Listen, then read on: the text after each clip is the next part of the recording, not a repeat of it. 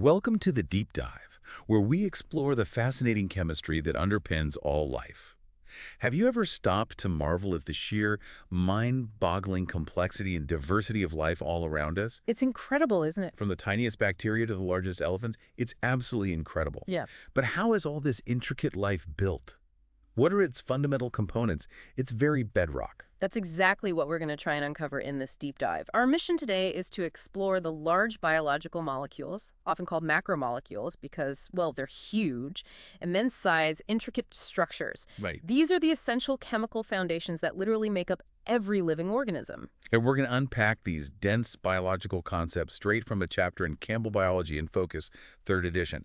Our goal is to make these ideas clear, engaging, and memorable, helping you understand their structure, function, and real-world relevance, even without having the textbook visuals right in front of you. Exactly. So let's start with life's master builder, carbon. Yeah. What makes carbon so, incredibly special? It's really all about carbon's unparalleled versatility. It has 4 valence electrons. That means it can form 4 strong covalent bonds with other atoms, Okay. things like hydrogen, oxygen, nitrogen, sulfur, phosphorus. This ability to link up in so many ways is why carbon is truly the backbone of, well, all organic chemistry, which is basically the chemistry of life itself. So it's not just about what ingredients you have, but exactly how they're arranged, like you said, a precise key needing a precise lock. That's a powerful idea. Absolutely. The way carbon bonds dictates a molecule's three-dimensional shape. So, for instance, 4 single bonds, that creates a tetrahedral shape, like methane or ethane. Okay, like a pyramid. Sort of, yeah. But when carbon forms double bonds, as in ethene, the atoms attached to those carbons all lie in a flat plane. It's planar. Huh. And this difference in 3D shape is critical because a molecule's shape fundamentally determines its function. It's really that direct. And these carbon atoms can link up all sorts of ways, creating incredibly diverse skeletons for organic molecules. Yeah. We're not just talking about straight chains, right? Oh no, they can be branched or even form closed rings. That gives us an enormous variety of structures. Take hydrocarbons, for instance, molecules made only of carbon and hydrogen. They're nonpolar and hydrophobic, meaning they mix poorly with water. Think of like oil separating from vinegar in salad dressing. Right, exactly. But here's a crucial point. They can also release a huge amount of energy when their bonds are broken, making them excellent fuels, whether that's gasoline for your car or, the energy stored in fats. And this molecular diversity goes even deeper with what we call isomers. These are compounds with the exact same molecular formula, same numbers of atoms, but crucially, they have different structures and different properties. Different arrangements of the same pieces. Precisely. There are a few main types. For example, structural isomers differ in the covalent arrangement of their atoms, like how a 5-carbon molecule, C5H12, can be a straight chain, or it can have branches, and the number of possibilities just explodes as you add more carbons. It's wild to think about the sheer variety from just rearranging the same building blocks. Indeed. And perhaps even more impactful are cis-trans isomers, also known as geometric isomers. These have the same covalent bonds, but their atoms are arranged differently in space around inflexible double bonds. Okay, that inflexibility is key. It is. And what's fascinating here is how a subtle difference in this molecular arrangement can have really dramatic biological effects. For example, your vision relies on a light-induced change of retinal in your eye from its cis to its trans form. That little flip is how you see. Wow. And on a more concerning note, the harmful trans fats we hear so much about, they're formed during food processing due to these specific trans double bonds, and they're strongly linked to heart disease. So something as tiny as a double bonds orientation can have huge health implications. That's astonishing. It truly is. Yeah. Then the third type of isomer is enantiomers. These are mirror images of each other, like your left and right hand. Ah, okay. Non-superimposable mirror images. Exactly. They form when a carbon atom in asymmetric carbon is bonded to 4 different groups. Just as your right hand won't fit into a left-handed glove, often only one enantiomer of a drug can bind to specific target molecules in an organism. Right. This is profoundly important in the pharmaceutical industry. Think about common drugs like ibuprofen or the asthma medication albuterol. Often, only one of their mirror image forms is biologically active. It really shows how sensitive living systems are to even the tiniest variations in molecular architecture. Incredible. It's like the cell has a super specific lock and only one specific hand-shaped key will actually work.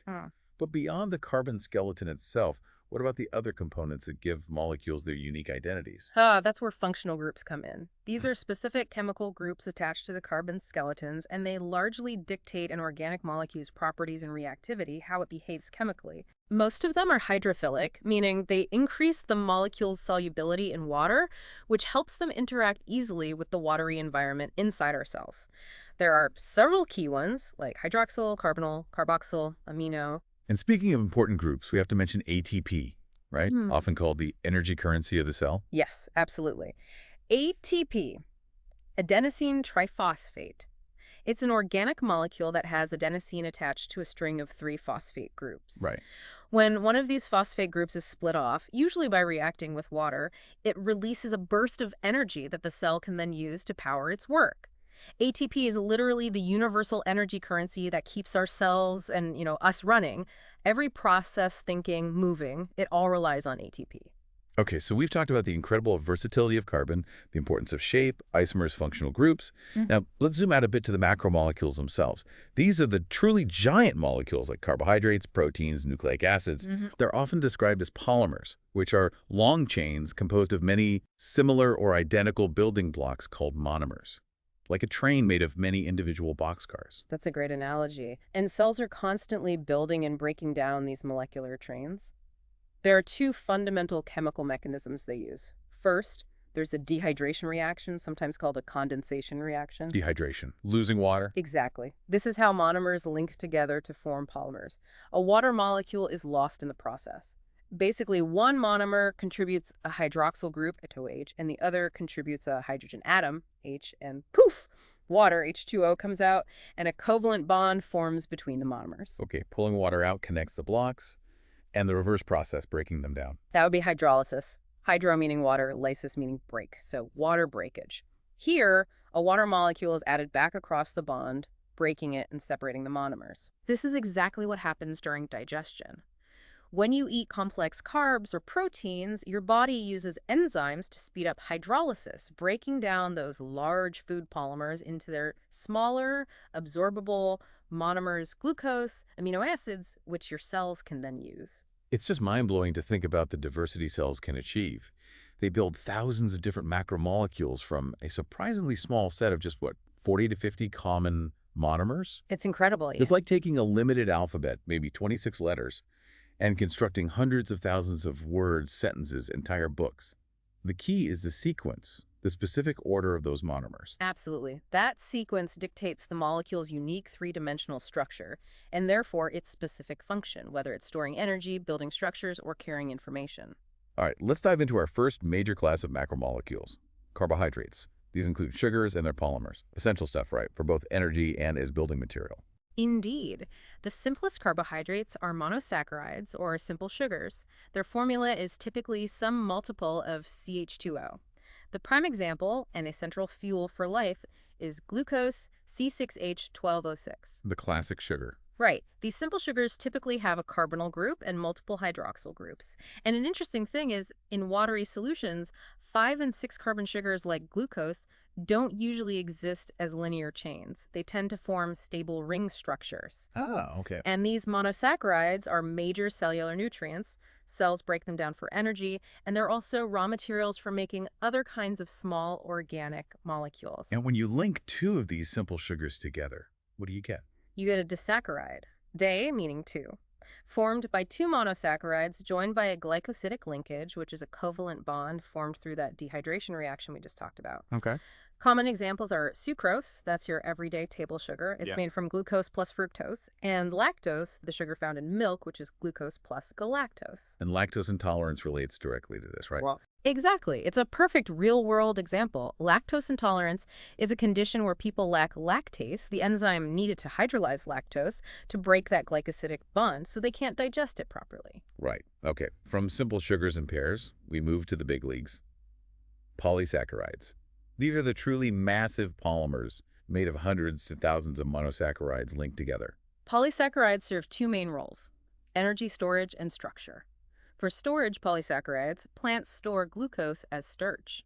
They stockpile it as granules within their cells. So when we eat potatoes or rice or wheat, You're essentially consuming stored plant energy in the form of starch. Starch itself is a polymer of glucose monomers, specifically alpha-glucose. Animals, on the other hand, store glucose as glycogen. Okay. Glycogen is also a glucose polymer, but it's much more extensively branched than starch. We humans store glycogen mainly in our liver and muscle cells. It provides a short-term energy reserve. Which is why, like, marathon runners carb load It's to a max out those glycogen store. Precisely. Though those stores can be depleted relatively quickly, leading to fatigue if they're not replenished. Got it. So that's energy storage. What about carbohydrates for building things? For structure? That brings us to structural polysaccharides.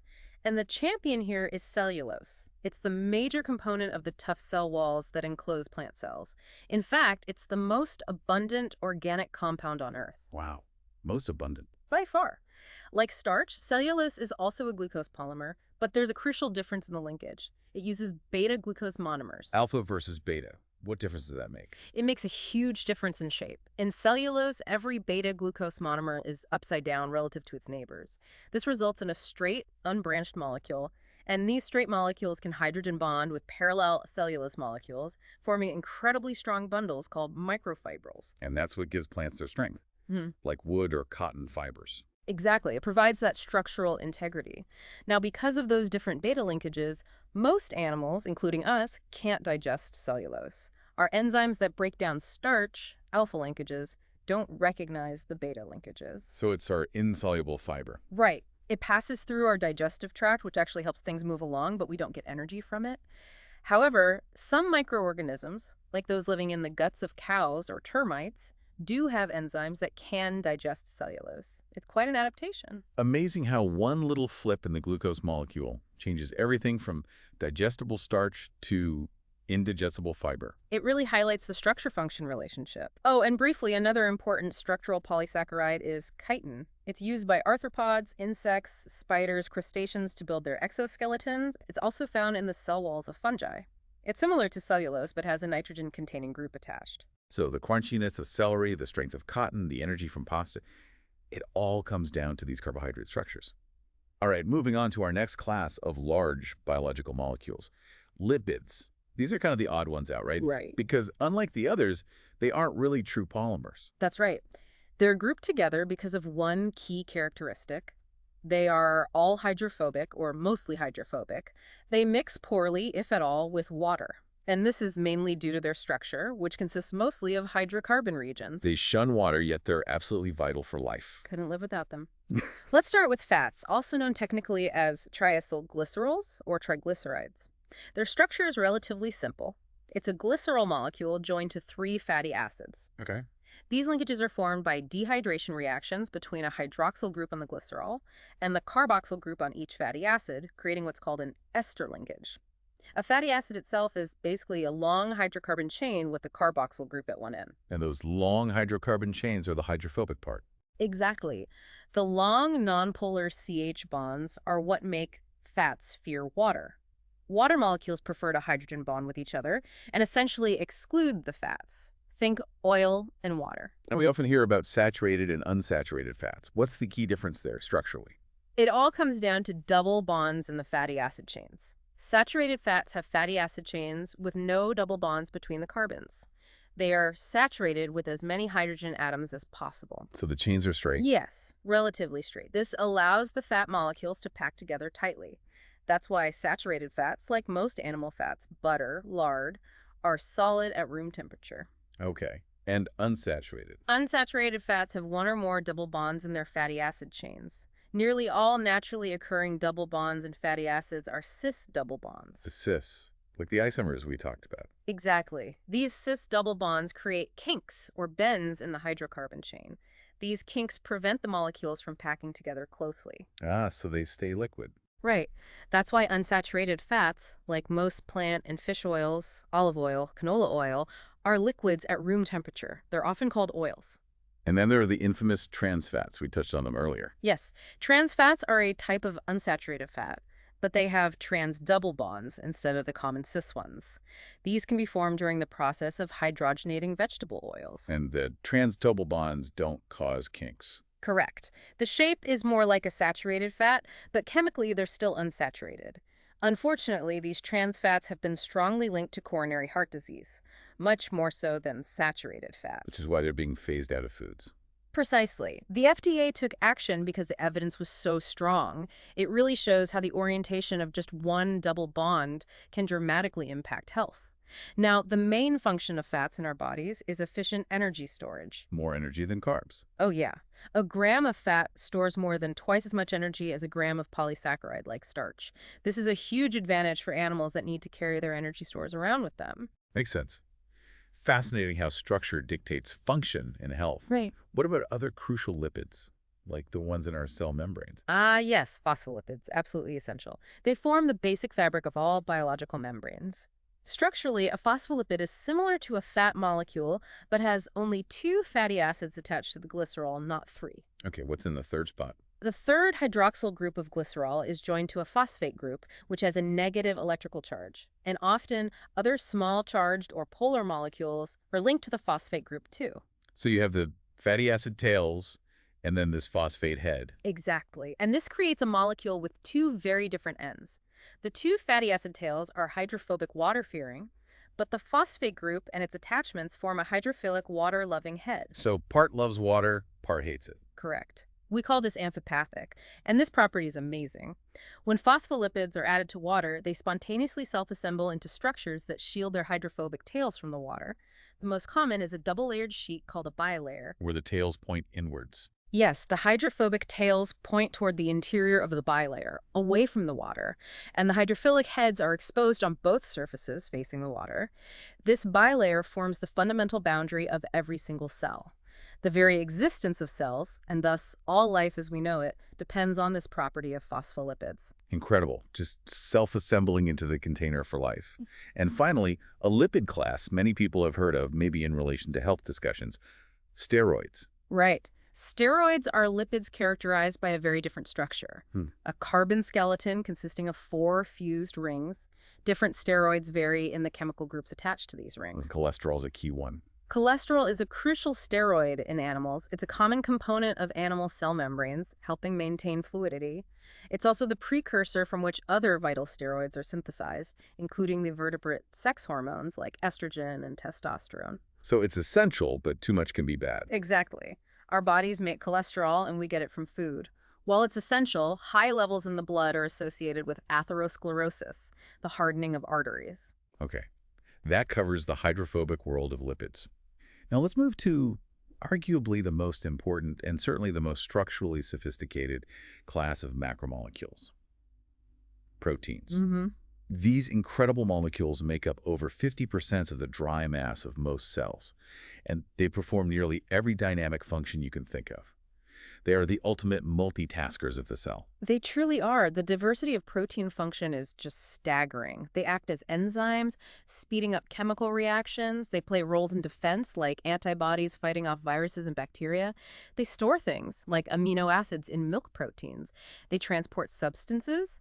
Think of hemoglobin carrying oxygen in your blood, or proteins embedded in cell membranes, moving things in and out. Communication too, right? Absolutely. Hormones like insulin are proteins, and receptor proteins on cell surfaces receive signals. They're involved in movement contractile proteins in your muscles, and they provide structural support, collagen in your connective tissue, keratin in your hair, and nails, just an amazing range of jobs. What are these complex workhorses built from? What are the monomers? All proteins, despite their vast diversity, are constructed from the same basic set of 20 amino acids. Only 20. Only 20 common ones, yeah.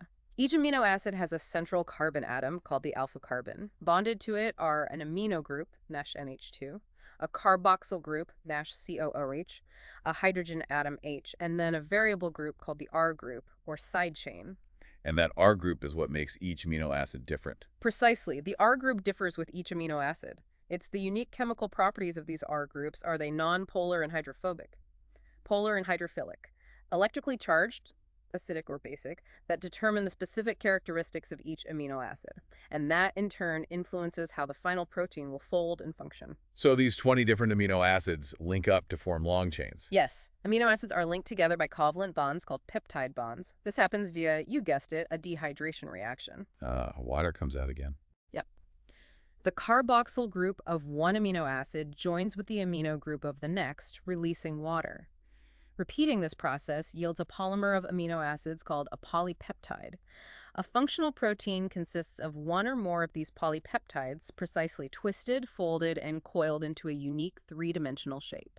And that precise 3D shape is absolutely critical for its function, right? You hear the term lock and key sometimes. Exactly. A protein's specific function depends almost entirely on its intricate 3D structure, its specific shape. This shape allows it to recognize and bind to some other molecule with amazing specificity. Think of an enzyme binding to its substrate, or an antibody binding to a specific part of a virus. Or, like you mentioned with enantiomers, how drugs work. Right, like morphine mimicking the body's natural pain-relieving endorphins because they all share a similar shape that allows them to bind to the same receptor proteins in your brain. That fit has to be just right. So how do these long linear chains of amino acids actually achieve that specific complex 3D shape? I imagine it's not just a random tangle. Oh, definitely not random. It's a highly ordered process determined by the amino acid sequence itself. We usually describe protein structure on 4 successive levels. The first is primary structure. A sequence. Yes.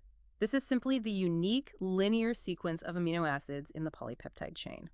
It's determined by inherited genetic information, like the specific order of letters in a very long, meaningful word. This sequence dictates everything that follows. So the basic sequence is the absolute foundation. Then what happens? Next comes secondary structure. This consists of coils and folds in segments of the polypeptide chain. These result from hydrogen bonds forming between repeating constituents of the polypeptide backbone, not the side chains, just the backbone atoms. Okay. The 2 main types are the alpha helix, which is a delicate coil held together by hydrogen bonding between every 4th amino acid, and the beta-pleated sheet, where 2 or more segments of the chain lie side by side and are connected by hydrogen bonds. Think of the alpha helix giving structure to fibrous proteins like keratin in hair, or beta sheets making spider silk so incredibly strong yet elastic. So those backbone interactions create local repeating shapes. What about the overall shape of one whole chain? That's the tertiary structure. This is the overall unique 3D shape of a single polypeptide chain. This complex folding isn't due to backbone interactions, but rather results from various interactions between the side chains, the R groups, of the amino acids. So the R groups finally come into play significantly here. Big time. These interactions include hydrophobic interactions where nonpolar side chains tend to cluster together in the core of the protein away from water. There are also hydrogen bonds between polar side chains, ionic bonds between positively and negatively charged side chains, and even strong covalent bonds called disulfide bridges that can form between the side chains of cysteine amino acids, acting like rivets. Okay, that sculpts the single chain. And then the final level, for proteins made of more than one chain. That's quaternary structure. This level arises when a protein consists of 2 or more polypeptide chains, also called subunits, that aggregate into one functional macromolecule. Like hemoglobin. Hemoglobin is a perfect example.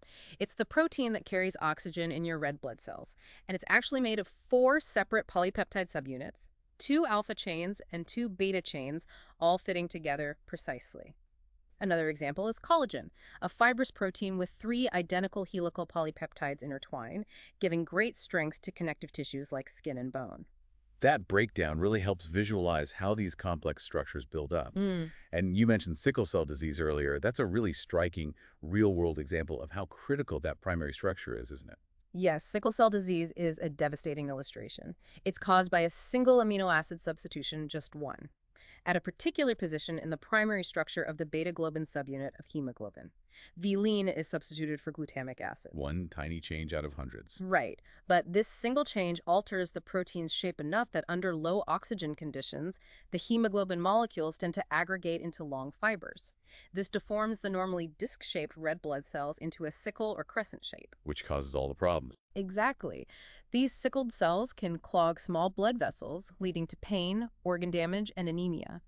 It dramatically shows how critical a protein's precise primary structure is for its proper folding and function. Even one change can be catastrophic. So the shape is absolutely everything. But can proteins lose their specific shape? Can things go wrong? They certainly can. If the protein's environment is altered, changes in pH, salt concentration, temperature, or exposure to certain chemicals, the weak chemical bonds and interactions within the protein can be destroyed, causing the protein to unravel and lose its native shape. This process is called denaturation. Like cooking an egg white. That's the classic example. The heat denatures the albumin protein, causing it to solidify and turn opaque. A denatured protein is biologically inactive. Denaturation is usually irreversible, like you can't unfry an egg. Right. However, sometimes if the denaturing agent is removed, some proteins can spontaneously refold back into their functional shape. This is called renaturation, and it proves that the information for the final shape is encoded within the primary amino acid sequence itself. Fascinating.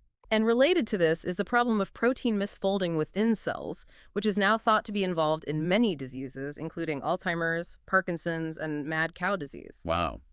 Okay. From the workhorses of the cell, proteins, we now transition to the final major class, the information architects of life, the nucleic acids. If proteins are the cellular machinery, nucleic acids are kind of the essential instruction manuals and blueprints, telling the machinery what to build and when. That's a great way to put it. The two main types of nucleic acids are, of course, DNA, deoxyribonucleic acid, and RNA, ribonucleic acid. They enable living organisms to reproduce their complex components from one generation to the next. So DNA holds the code. Exactly. DNA is the genetic material that organisms inherit from their parents. It contains the instructions for its own replication, how it makes copies of itself, and it also directs the synthesis of RNA. RNA, in turn, controls the synthesis of proteins. The central dogma. Right, that fundamental flow of genetic information. DNA directs RNA synthesis, and then RNA directs protein synthesis. We call this process gene expression. Essentially, DNA holds the master plan, usually safe in the nucleus in eukaryotic cells. Then messenger RNA, or mRNA, carries a copy of the instructions for building a specific protein out to the ribosomes in the cytoplasm. And ribosomes are the protein-building factories. Precisely.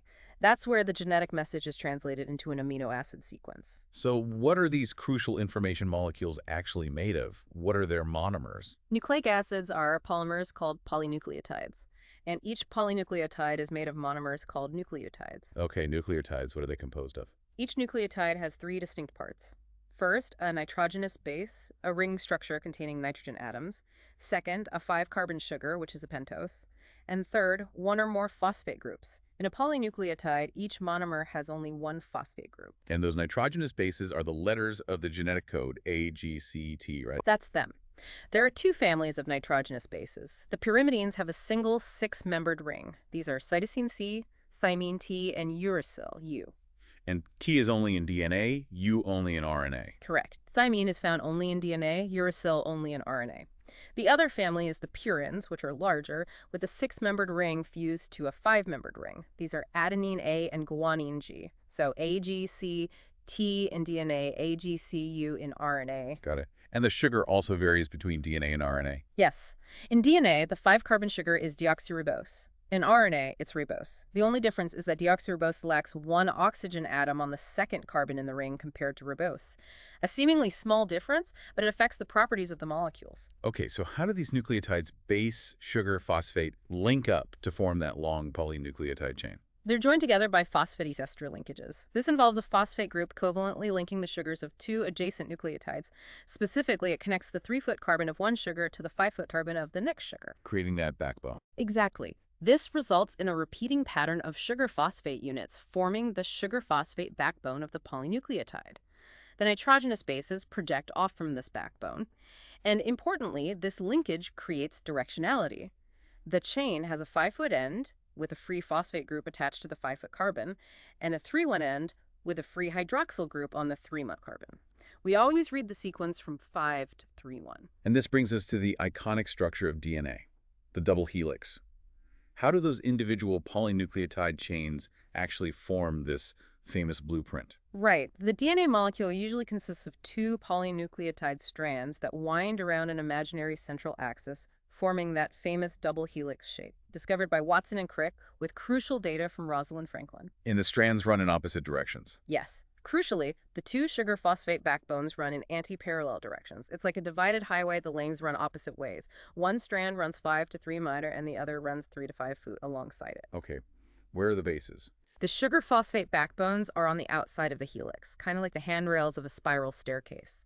The nitrogenous bases are paired in the interior of the helix, like the steps of the staircase, and they're held together by hydrogen bonds between the paired bases. And the pairing is very specific, isn't it? Extremely specific. Adenine A always pairs with thymine T, forming 2 hydrogen bonds, and guanine G always pairs with cytosine C, forming 3 hydrogen bonds.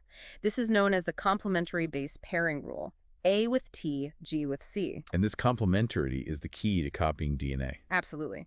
Because of this specific pairing, the sequence of bases on one strand dictates the sequence on the other strand. If one strand has the sequence 5AG-GTCCG3, the complementary strand must have the sequence 3TCKGC3. This elegant complementarity is what makes precise DNA replication, and therefore the reliable transmission of genetic information from generation to generation possible. It's truly the blueprint for all known life. It really is an elegant structure. Now, RNA molecules, in contrast, typically exist as single polynucleotide strands. That's a key difference from the double-stranded DNA helix. But can RNA fold up? Oh, yes. While it's single-stranded, RNA molecules can fold into complex and specific three-dimensional shapes. This happens because complementary base pairing can occur between regions of the same RNA strand. A pairs with U, remember uracil replaces thymine in RNA, and G pairs with C.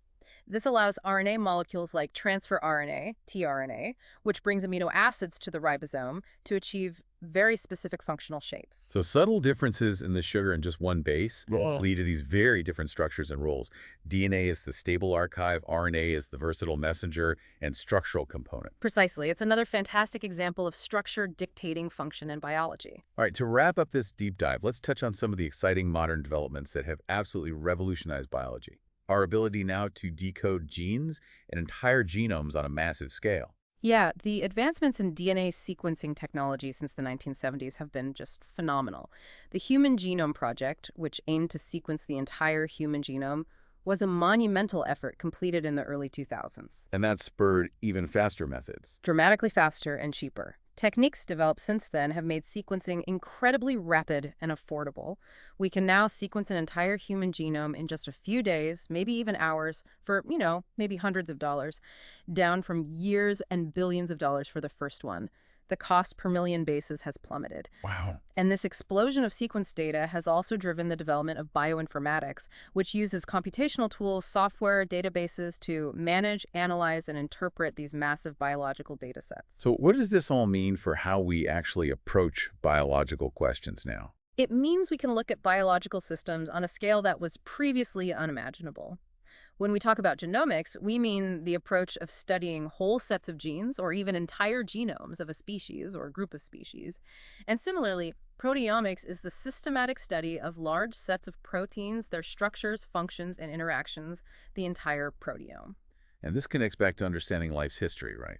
Evolution. Absolutely. These large-scale comparisons of DNA and protein sequences are incredibly powerful tools for studying evolution. The sequences act like a molecular tape measure of evolutionary kinship. How so? Well, the more recently two species have shared a common ancestor, the more similar their DNA and protein sequences will be. For example, human hemoglobin protein differs from gorilla hemoglobin by only about 1 amino acid, but differs from frog hemoglobin by about 67 amino acids. That clearly shows closer relationship to gorillas. Exactly, and comparing whole genomes gives even more robust insights. The human genome is something like 95 to 98% identical to that of chimpanzees, but maybe only around 85% identical to a mouse. This molecular evidence powerfully confirms, refines, and extends the evolutionary relationships that were previously deduced just from fossils and anatomical comparisons. Genomics is truly deepening our understanding of the tree of life. And the practical applications of genomics and proteomics are just exploding, aren't they? They seem to be impacting almost everything. They really are transformative. Think about detecting consumer fraud using DNA sequencing to verify if that fish you bought is really the species it's labeled as, or advancing personalized medicine. How does that work? By sequencing the genome of a patient, or maybe the genes in their tumor cells, doctors can tailor treatments specifically to that individual's genetic makeup or the specific mutations driving their cancer. It promises much more effective therapies with fewer side effects. That's incredible. Then there's conservation biology. Scientists can use DNA sequences obtained from things like illegally traded elephant tusks or confiscated animal parts to trace their geographic origin and help track down poachers. Wow. using genetics for forensics and conservation. Yeah. It even sheds light on paleontology. We can now sequence DNA extracted from fossilized remains of ancient humans and other organisms like Neanderthals. This tells us about their relationships to modern humans, their physical traits, migrations. It's like reading history directly from the molecules. It really is. And understanding complex species interactions, like identifying the crucial microbes living in partnership with plant roots that help them grow better. The applications are just vast and growing every day. These aren't just academic pursuits. They have direct, tangible impacts on our health, our environment, and our fundamental understanding of the world around us. And that brings us towards the end of this deep dive into the truly incredible world of large biological molecules. We've journeyed through the amazing versatility of carbon as life's backbone, the clever ways macromolecules are built from smaller monomers using dehydration and broken down by hydrolysis, Right.